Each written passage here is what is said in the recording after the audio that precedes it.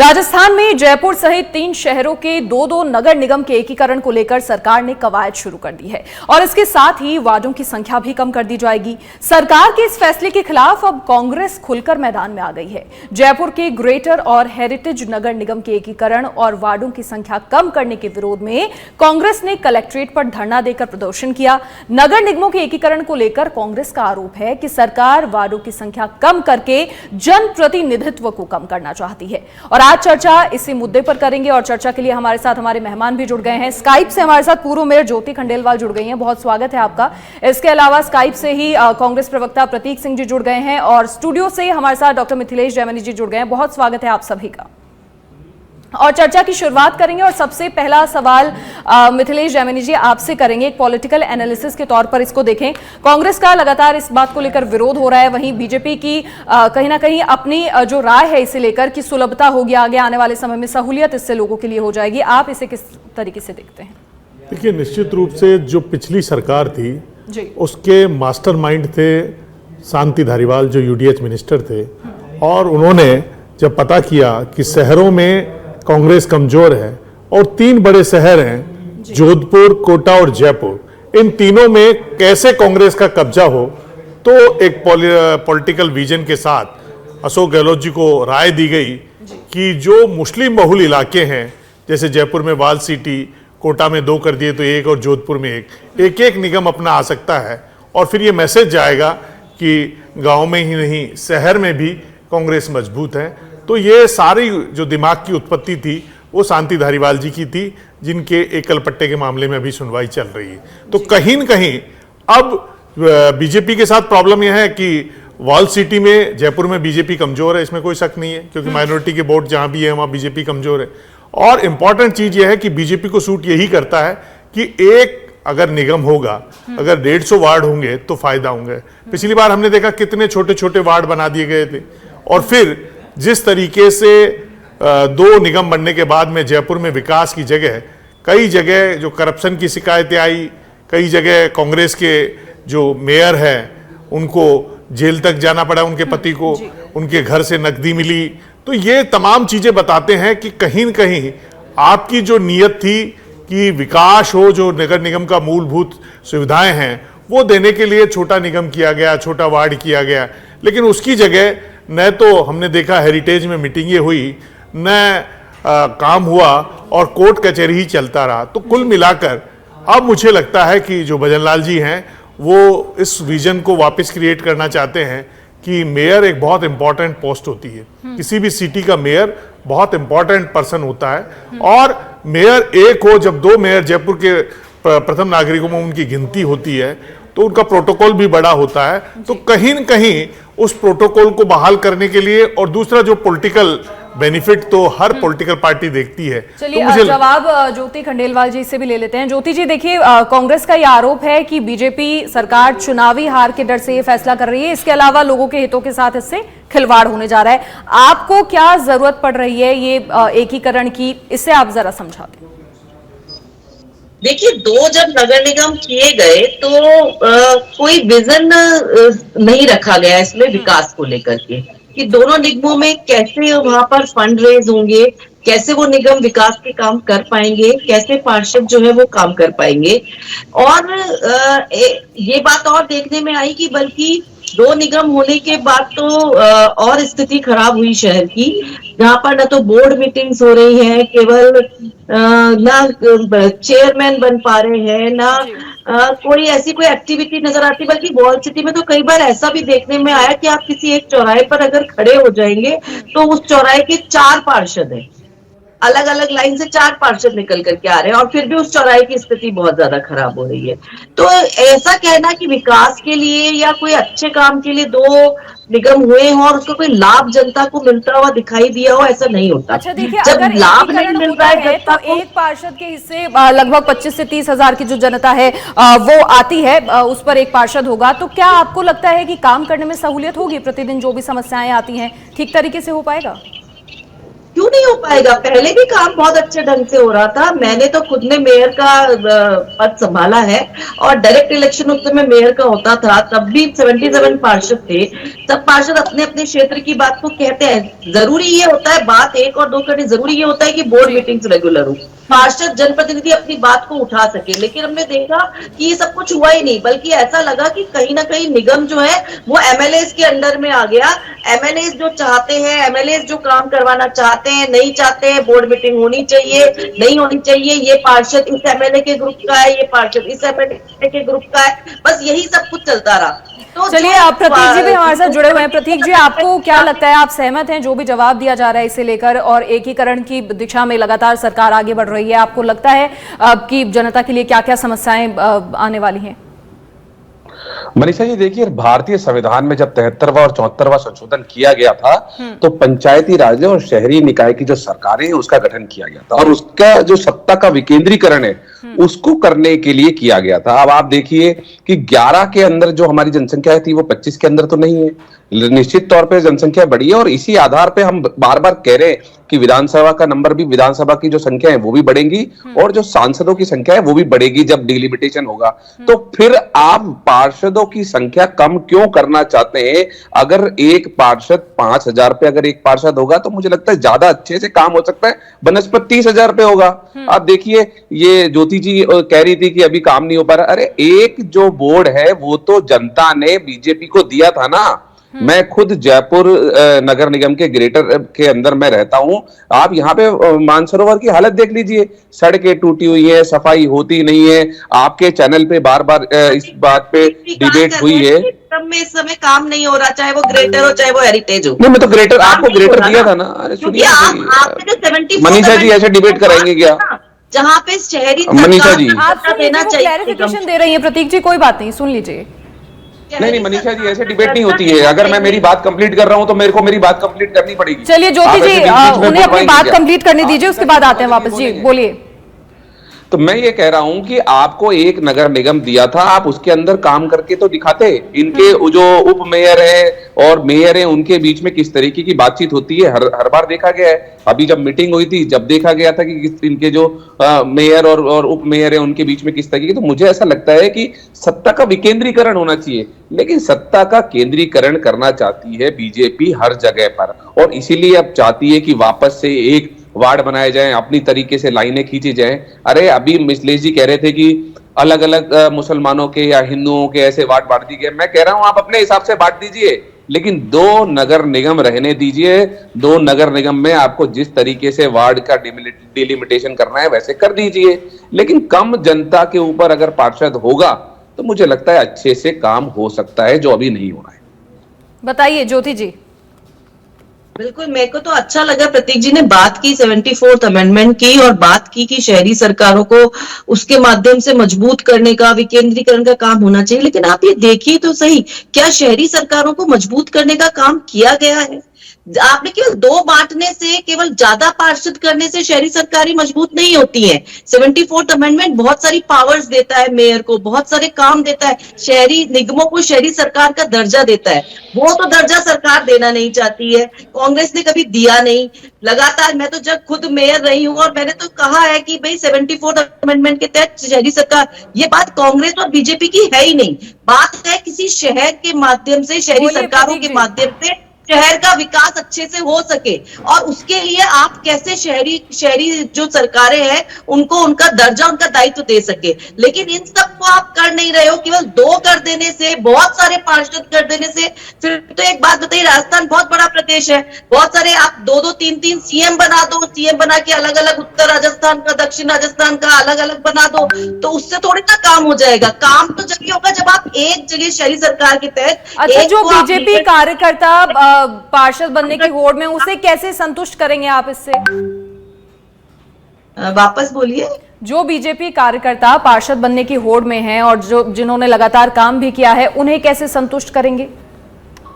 नहीं, मेरे को लगता है कि जब कार्यकर्ता जब काम कर रहे हैं और जिस हिसाब से वार्ड का परिसीमन होगा तो उस हिसाब से जो कार्यकर्ताओं को मौका मिलेगा कि वो अपने क्षेत्र में पार्षद चुनाव लड़े। अब आप कहते हैं कि 2 वार्ड हो जाएंगे, वहां पे 2 कार्यकर्ता काम कर रहे होंगे, कोई बात नहीं, तो हर जगह हमेशा होता है। छोटे वार्ड में भी 2, 3, 4 कार्यकर्ता होंगे जो काम कर रहे होंगे, 2 वार्ड मिलकर बड़े हो जाएंगे, 6 कार्यकर्ता हो जाएंगे, लेकिन टिकट तो पार्टी को एक को ही देना होता है, और जिसको भी पार्टी टिकट देगी उसके साथ सब लिख कर काम करें। मैं एक बात और कहना चाहती हूँ, 2 निगमों में आपने बांट दिया। वॉल सिटी में मैं तो काम किया है एज अ मेयर, मुझे पता है कि सबसे बड़ा फंड रेजिंग जो होता है वो रेवेन्यू जहां से निगम के पास आता है वो होता है होर्डिंग्स, और होर्डिंग्स के जो है वो वॉल सिटी में तो होर्डिंग लगने के अलाउड ही नहीं है। यहाँ चलिए ज्योति जी वापस लौटूंगी आपके पास। प्रतीक जी बोलिए। देखिए मनीषा जी, मैंने अभी पूछा था कि एक जब नगर निगम जनता ने दिया था तो आपने काम क्यों नहीं किया, और जहां तक मेरी जानकारी में है और हम सबकी जानकारी है, पिछले 1 साल से हेरिटेज के अंदर भी बीजेपी का ही मेयर है, बीजेपी का बोर्ड है, तो काम आप कर नहीं पा रहे हैं, उसके ऊपर आप जिम्मेदारी पुरानी सरकार पे थोप रहे हैं। आप उसकी जिम्मेदारी ये कह के नहीं भाग सकते हैं कि वार्ड छोटे हो गए हैं, वार्ड बड़े हो गए हैं। जब आपका बोर्ड है, आपका मेयर है, आप काम कर, आपके अधिकारी हैं, आपकी सरकार है 1 साल से, तो आप काम करने से क्यों भाग रहे हैं? मनीषा जी बीच में मत बुलाइए, मैं किसी के बीच में नहीं बोलता, तो कैसे इस तरीके के, मतलब कम से कम ये तो सभ्यता रखें कि कम से कम सुनिए तो सही। कोई अच्छा काम मनीषा जी हो सका ऐसा तो नहीं, ये इस तरीके की डिबेट मेरे को लगता है कि सच बेधड़क में इस तरीके की डिबेट नहीं होती है। सुनिए एक बार सुन लेते हैं, फिर जवाब देंगे आपका, लेकिन फिलहाल मिथिलेश जैमिनी जी से पूछेंगे, क्योंकि देखिए जिस तरीके से अपनी अपनी क्लैरिफिकेशन दी जा रही है, एक तरफ जहां कार्यकर्ताओं की भी बात हो रही है, इसके अलावा शहर में क्योंकि जो निगम 2 हैं उसका एकीकरण करने को लेकर लगातार कांग्रेस की ओर से विरोध भी हो रहा है। अभी जो क्लैरिफिकेशन दोनों की ओर से ही दी गई है, आपको क्या लगता है किस दिशा में? देखिए सबसे इंपॉर्टेंट है कि जो भी ज्योति जी ने कहा कि मैं मेयर रही हूं और एमएलए हावी हो रहे हैं। हमने देखा हेरिटेज बना, और हेरिटेज बना तो हुआ क्या, कांग्रेस के तमाम एमएलए महेश जोशी, अमीन कागजी, रफीक खान, प्रताप सिंह खाचरियावास, तमाम लोग अपने अपने काम लगा के, और उस हेरिटेज का एक जो नई सोच अगर जिसका वो अपना रोल मॉडल दे सकते थे, उसकी जगह वहां आपस में पार्षद बंट गए और लड़ने लग गए और कोई काम नहीं हुआ और करप्शन बढ़ गया। तो कहीं न कहीं इंपॉर्टेंट चीज ये है कि जिस विजन को लेके शहरी सरकार का गठन किया जाता है कि वार्ड में सफाई हो, वार्ड में सीवरेज हो, वार्ड में प्रॉपर काम हो, वो काम नहीं हो रहे। और जो इंपॉर्टेंट इश्यू है कि रेवेन्यू, भूखे भजनन होई गोपाला, ये ले तेरी कंठी माला, जब तक पैसा नहीं होगा काम नहीं हो सकता, क्योंकि ऊपर भी जब भी चलेगा जब उसमें डीजल डलेगा। तो इंपॉर्टेंट चीज यह है कि जितनी भी शहरी संस्थाएं हैं, जितने भी नगर निगम है, नगर निकाय हैं, उनका नगर पालिकाएं हैं, उनका सर्वे करा लो, तो कई जगह वेटरनरी डॉक्टर तक नहीं है। जो आवारा पशुओं को पकड़ने का या स्लॉटर का जो काम था, वो जो जयपुर में लगाया गया था, तब हमने देखा कितने अवैध स्लॉटर चल रहे थे, तो उस पर भी काम नहीं हो रहा। तो कहीं न कहीं इस जयपुर को अगर वर्ल्ड क्लास सिटी बनाने का जो वादा महेश जोशी जी ने किया था, पूर्व मंत्री जी ने, जो वो वर्ल्ड क्लास सिटी बनाने के लिए कहा कि हमने 2 निगम बनाए हैं, तो वर्ल्ड क्लास सिटी बनाने के हुआ कुछ नहीं। तो अब अगर ये एक करके जयपुर को वर्ल्ड क्लास छोड़िए, इंदौर से ही आगे लिया है, तो भी मैं धन्यवाद दूंगा बीजेपी को कि बीजेपी अगर इंदौर से आगे भी लिया है सफाई में, अगर एक करके सफाई में आगे लिया है तो भी भला होगा। और जयपुर का कोई दुर्भाग्य रहा है कि मेयर के मामले में जो ही राज बदलता है, शहर में अभी भी बहुत सारे एरियाज ऐसे हैं जहां पर ध्यान ही नहीं दिया जाता। देखिए उसका रीजन यही है कि आपके पास पॉकेट में मनी, आपकी पॉलिसी, आपका रोड मैप, ये तमाम चीजें होनी चाहिए, और काम करने की लगन, नेता में काम करने की लगन होनी चाहिए। हमने देखा जब कांग्रेस की सरकार आई तो बीजेपी के विष्णु लाटा कूदकर कांग्रेस में आ गए, मेयर बन गए। फिर इनकी जब सरकार आई तो हमने देखा किस तरीके से इन्होंने जो सौम्या गुजर को हटा के सीलदाबाई को बनाया और आरोप लगाए करप्शन के। और अब जो ही बीजेपी की सरकार आई तो हमने हेरिटेज में देखा। तो ये जो कठपुतलियां हो गई है, जो शहरी सरकार, जो जिस एक्ट की बात प्रतीक जी कर रहे हैं, उसमें अलग पावर है। अब ये तो कठपुतलियां हैं कि सरकार इनको कहेगी कि भैया आज से इसका नाम लेना है, कल उसे उसका लेना है। तो वार्ड छोटे बड़े करने के बजाय सरकार इसको एक विजनरी इंस्टीट्यूट बनाए और लगे कि ये जैसे बीएमसी है, दिल्ली का नगर निगम बोर्ड है, ऐसे जयपुर का बने, तब तो मजा है। अब आप 2 छोटे बना दो, उधर के उधर कर दो, उससे कुछ नहीं होना जाना। चलिए प्रतीक जी बताइए कि जिस तरीके से कहा जा रहा है कि एक ही अगर निगम होगा तो इससे सहूलियत काफी मिलेगी। अब अगर सहूलियत मिल रही है, बात तो सिर्फ जनता की है, देश की है, प्रदेश की है और शहर की है, तो ऐसे में अगर सहूलियत मिलती है तो फिर क्या दिक्कत है? मनीषा जी, जो मैंने तर्क संगत जो बातें की थी उसका कोई तर्क संगत जवाब नहीं मिला, चाहे से मिथिलेश जामिनी जी हो चाहे ज्योति जी हो। मिथिलेश जामिनी जी कह रहे हैं कि एमएलए की कठपुतली बन जाते हैं, ये हो जाते हैं। अरे मैं आप इन सबसे ऊपर उठिए, एमएलए की कठपुतली तो क्या बड़े वार्ड हो जाएंगे तो नहीं बन सकते क्या? तो मैं ये कह रहा हूं कि जनता को फायदा कम लोगों के ऊपर एक प्रतिनिधि होगा तब मिलेगा ना। यही तो तर्क रख करके अब डिलिमिटेशन किया जा रहा है, चाहे विधानसभा का हो चाहे लोकसभा का हो। हमारी जनसंख्या जैसे जैसे बढ़ेगी वैसे वैसे हमको सत्ता का विकेंद्रीकरण करना ही पड़ेगा। अब आप तर्क संगत बात करने की जगह कुतर्क देने लग जाएंगे तो किसी के पास कोई भी जवाब नहीं है। आप तर्क संगत बात कीजिए, जनता से पूछिए। और एक ये कह रहे हैं कि सफाई में कीजिए, काम नहीं मिल रहा, फंड नहीं मिल रहा। अरे हेरिटेज छोड़िए, आपको 5 साल के लिए ग्रेटर का तो बीजेपी को दिया था ना, पूरा मेयर दिया था, वहां का बोर्ड दिया था, फिर वहां का काम क्यों नहीं हो पाया उसका तो बताइए। अगर वहां पे आपने अच्छा काम किया होता और हेरिटेज में नहीं होता तब हम मानते चलिए। और फिर कह रहा हूं मैं, आप जनप्रतिनिधियों से, जनता से राय मशवरा कीजिए। अगर आपको कुछ वार्ड की सीमाएं घटानी है, बढ़ानी है, वो कर लीजिए, लेकिन 2 वार्ड दो जो अपने 2 नगर निगम है वो रहने ही चाहिए, क्योंकि कम जनता के ऊपर अगर जनप्रतिनिधि होगा तो अच्छा विकास होगा। यही तर्क लेकर के मैं राजस्थान की बात नहीं कर रहा, हमारे पड़ोसी राज्य चाहे गुजरात में चले जाइए, हरियाणा में चले जाइए, आप मध्य प्रदेश में चले जाइए, महाराष्ट्र में चले जाइए, सारे बड़े बड़े जो जिले हैं उसके अंदर 2-2, 3-3 नगर निगम होते हैं। तो हम इस तरीके की बातों से पीछे क्यों जा रहे हैं? हम 2011 से कम जनसंख्या हमारी हुई नहीं है, हमारी जनसंख्या तो 2011 से बढ़ी है ना। तो अगर बढ़ी है तो जनप्रतिनिधि भी बढ़ने चाहिए। लेकिन ये सत्ता का जो केंद्रीकरण जो बीजेपी के स्वभाव में आ गया है, वो सत्ता का केंद्रीकरण करने के लिए सिर्फ और सिर्फ बीजेपी ये काम करना चाहती है। और इसीलिए जो मिथिलेश जामिनी जी है वो भी सत्ता का स्वागत कर रहे हैं, और जो बीजेपी के प्रवक्ता हैं वो तो ज्योति जी कुछ कह रही हैं। ज्योति जी बताइए, सत्ता के लिए ये हो रहा है या फिर वाकई जनता की सेवा की भावना है? नहीं, इन्होंने जो बात की ना बीजेपी का, तो है कि वो केंद्रीकरण की नीति है कि नहीं है, मुझे ये इस बात पे तो मुझे नहीं पता ही क्या किस बात से कह रहे हैं, कुछ समझ में आ भी नहीं रहा है। कौन सा तर्क दे रहे हैं ये भी नहीं समझ में आ रहा है। तर्क कुछ दे तो जवाब देते बने। लेकिन ये जरूर कहना चाहूंगी कि बीजेपी का जो इस समय जो लीडरशिप है, चाहे वो केंद्र में हो और चाहे वो राज्य में हो, वो निश्चित रूप से विकास की बात जरूर कर रही है और विकास के लिए लगातार काम भी कर रही है।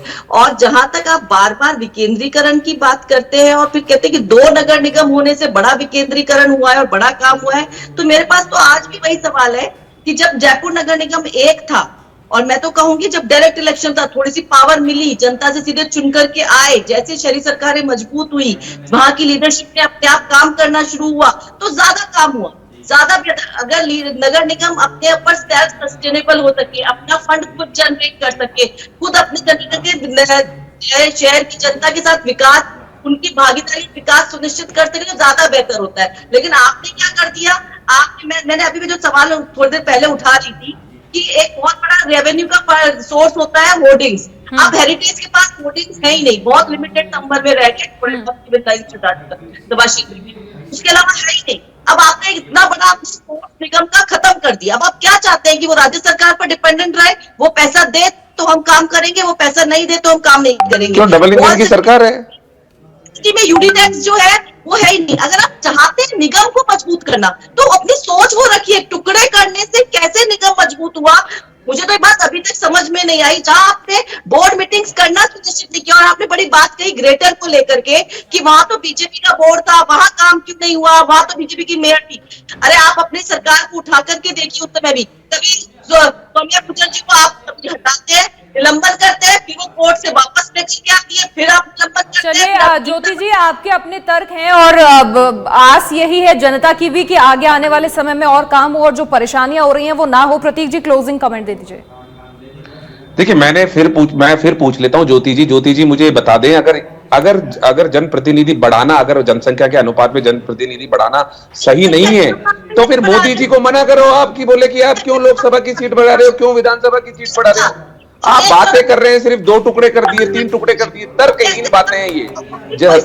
आपके जो जनप्रतिनिधि हैं वो जनता के अनुपात में बढ़ने चाहिए, और वो हर जगह, जब हमारे पड़ोसी राज्यों में ऐसा हो रहा है तो राजस्थान में हम विपरीत दिशा में क्यों चल रहे हैं? हम वापस से 2011 के पीछे क्यों जा रहे हैं? हम 11 से आगे क्यों नहीं बढ़ना चाहते हैं? और किसी के पास कोई तर्क नहीं है, सिर्फ सत्ता के लिए रेवेन्यू आ जाएगा, ये आ जाएगा। अरे राज्य सरकार रेवेन्यू दे देगी तो क्या हो जाएगा, कोई दिक्कत थोड़ी आ जाएगी। क्यों नहीं आ जाएगा? क्यों नहीं है? क्या प्रॉब्लम है? क्या प्रॉब्लम है? जो जयपुर ठीक है प्रतीक जी, ज्योति जी, मिथिलेश जी, आपको क्या लगता है, क्या कोई तर्क नहीं है? एक तरफ तो देखिए जनता, क्योंकि आने वाले समय में अब जैसे 2 बोर्ड हैं तो कई सारी सहूलियत की समस्या जनता को भी होती है। किसी को अगर नहीं जानकारी है, कोई कहीं पहुंचता है, कोई कहीं पहुंचता है। इसके अलावा सबसे बड़ा जो विकास की बात हो रही है, जो कार्यों की बात हो रही है, इससे क्या आपको लगता है? क्लोजिंग कॉमेंट एक दे दीजिए, एकीकरण होने से क्या फायदे होने वाले? देखिए, जिस तरीके से दिल्ली में एनडीएमसी है और उसका मेयर बहुत पावरफुल है, दिल्ली बॉम्बे में बीएमसी है, उसका मेयर पावरफुल है, तो आप वार्ड भले छोटे भले कर दीजिए लेकिन निगम एक कर दीजिए। 2 मेयर की जगह 1 मेयर कर लीजिए, पार्षद आपको जितने रखने रख लीजिए। तो ये इसका एक बेस्ट सॉल्यूशन है कि पार्षद आप भले बढ़ाइए, वार्ड छोटे करिए, बड़े करिए, वो एक इंपॉर्टेंट है, वो आप अपने हिसाब से फैसला कीजिए, लेकिन जयपुर का मेयर एक हो।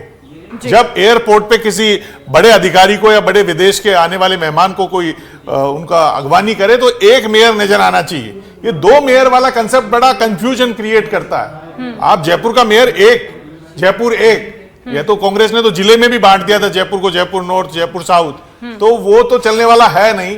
तो कहीं न कहीं जो पिंक सिटी की एक पहचान है पूरे वर्ल्ड में, और यहाँ का इकोनॉमी का जो बैकबोन है वो टूरिज्म है, उसको भी देखते हुए कहीं न कहीं 1 मेयर की रिक्वायरमेंट है।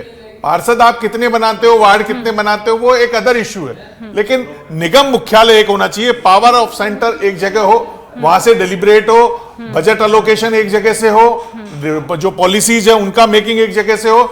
निगम आप एक कर दीजिए और पार्षदों का जो फैसला करना आप कर दीजिए, लेकिन कहीं कहीं ये लगना चाहिए। बिल्कुल, अगर व्यवस्थाएं इससे सुधरती हैं तो शायद इस फैसले का स्वागत करना भी चाहिए। और वक्त कम है, फिलहाल आप सभी का बहुत बहुत शुक्रिया चर्चा में जुड़ने के लिए। तो इस फैसले के खिलाफ कांग्रेस लगातार खुलकर मैदान में आ रही है, मोर्चा खोल रही है। वहीं निगमों के एकीकरण को लेकर बीजेपी के अपने तर्क हैं और निश्चित तौर पर जनता की सहूलियत को लेकर आगे बढ़ा जा रहा है।